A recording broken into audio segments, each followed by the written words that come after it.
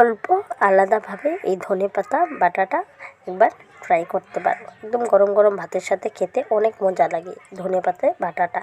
তো চলো আমরা কথা না বাড়িয়ে এই ধনেপাতা বাটাটাকে দেখে নিই। এদিকে আমি গ্যাসটা অন করে কড়াইটা বসিয়ে সামান্য অল্প তেল দিয়ে দিলাম। এখন আমি এখানে 6-7 কোরের মতো রসুন দিয়ে দিলাম, আর 4-5টার মতো আমি এখানে কাঁচা লঙ্কা দিয়ে দিলাম। আর এদিকে আমি ধনেপাতাটাকে ভালো করে বেছে ধুয়ে অল্প কেটে নিয়েছি। তো আমি এখন ধনেপাতাটাকেও দিয়ে দেবো। তো এদিকে আমি ধনেপাতাটাকেও দিয়ে দিলাম, আর সামান্য এখানে আমি অল্প নুন দিয়ে দিলাম। এখন আমি এটাকে ভালো করে অল্প ভেজে নেব। তো এটা আমার ভালো করে অল্প ভাজা হয়ে গেল। তো এখন আমি এটাকে নামিয়ে নেব। এদিকে নামিয়ে নিয়েছি, অল্প টাইম আমি এটাকে ঠান্ডা করে নিলাম। আর আজকে আমি মিক্সচারে পিসবো না, এদিকে আমি পাটা শিলটাকে ভালো করে ধুয়ে নিয়েছি। তো আজকে আমি পাটা শিলে এটাকে বেটে নেব।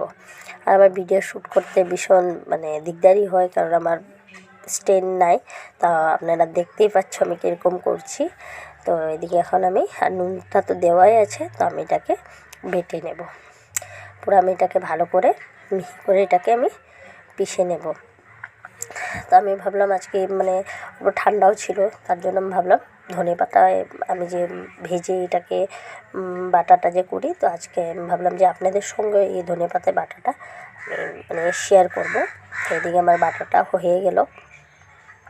পুরো আমি এটাকে ভালো করে পুরো ফিনিশ করে ভালো করে মিহি করে এটাকে বেটে নিলাম।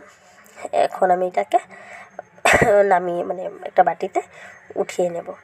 এইদিকে আমি এটাকে বাটিতে ভালো করে এটাকে উঠিয়ে নেব। তো এদিকে আমি এটাকে ভালো করে উঠিয়ে নিচ্ছি। তো এদিকে আমার এটা ভালো করে উঠিয়ে নেওয়া হয়ে গেল। আর এরকম পাটা শিলে বাটার টেস্টটাই আলাদা। তো আমার এই ধনেপাতা বাটাটা রেডি।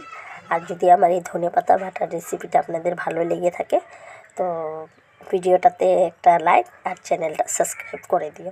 Bye bye guys.